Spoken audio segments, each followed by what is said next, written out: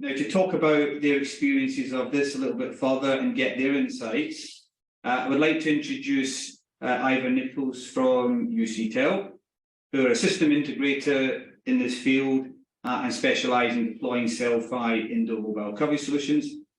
Ivor, as someone who has been improving in-building mobile connectivity for customers over the last 4 or 5 years since Ofcom licence exemption has been enforced, can you identify very much with this? Yes, absolutely. Thanks, Colin. Yeah, and we've been deploying solutions into a whole range of different types of buildings, from houses to hospitals, for the last few years, as you say. And we see a whole range of different requirements coming from customers. So the vast majority are for calls and texts on mobile phones. So yeah, any business has will have people in offices, and the need to be able to use mobile phones for general communication hasn't gone away anytime soon. We find that people are using Wi-Fi for data, but it's the calls and texts that they're really looking for from a solution. Wi-Fi calling is sometimes used, but people find that challenging over larger buildings. So that's a sort of general requirement that goes across everything we see. But I think it's worth sort of talking about some of the other drivers and other requirements that we see coming along. You've touched on some of them. We're getting an increased number of requests relating to smart meters. So smart meters get installed, but they don't happen to necessarily be in the best places in buildings. They often in basements, hidden away, but they need a mobile signal to communicate the readings back to the networks. EV charging is another one. Often the car parks are in basement locations, and you need that mobile signal to be able to use the charging applications. Some of the other things that we see, we've had the likes of companies with advertising boards. So advertising boards out on the street, they're using the mobile network to communicate and get updates for what they're advertising. But actually in the factory where they're producing them, there's no signal, so they couldn't test those applications before they went out onto the street. Lifts is another one. So either people losing signal when they go into lifts, or lifts, the emergency phones within lifts moving away from analog technology to now cellular technology, so needing to actually get a signal to the lift to allow those emergency phones to operate. A recent one which actually came out of the healthcare requirement is being driven by the PSTN switch off.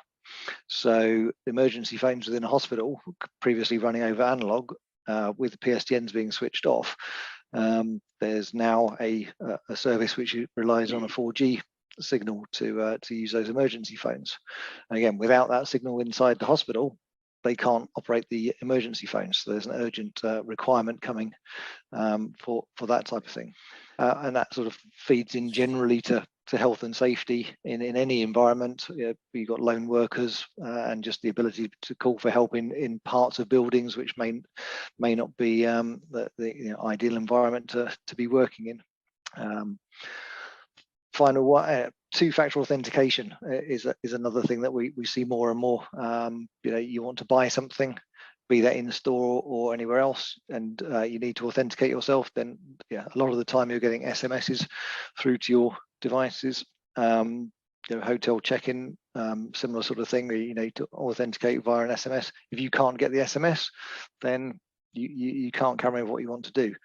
So there's a whole range of different applications which are driving this need to get signals inside of buildings. And then moving on from that, but sort of related, is we've got changes coming through, which are things like the 3G switch off that's coming. So 3G signal is going to be turned off. Vodafone have already done it in 2 areas as a pilot, so that's going to be rolling out soon.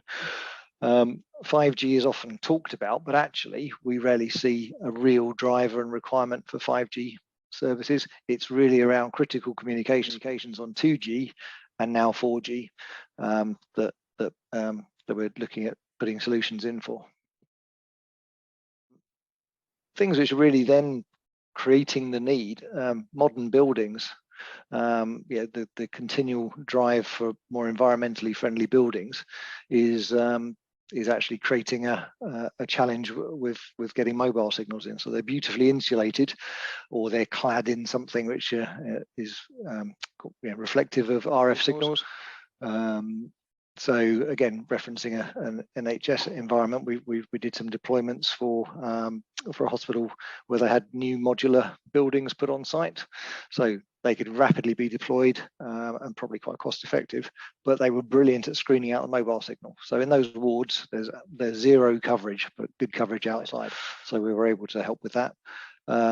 Buildings in rural locations, that's going to continue to be a challenge generally, just because the signal is generally weaker out there. And then just like to touch on some of the challenges that we come across with this, and potentially opportunities. So from the time we've been delivering these solutions, I would say experience is key to this. Mobile networks are actually quite complicated. There's lots of things go on under the inner workings that you don't see on your phone. So everyone sees bars, but bars is a very simplistic way of representing signal strength, signal quality. There's different bands and frequencies at play. So I think these aren't necessarily simple things to deploy, and experience and understanding of that sort of network environment is key. The biggest challenge to deploying a solution is generally the cabling. So we can pick up the signal on a building, but we've got to get that distributed around the building on the inside. So yeah, some environments are much more friendly to that type of solution than others.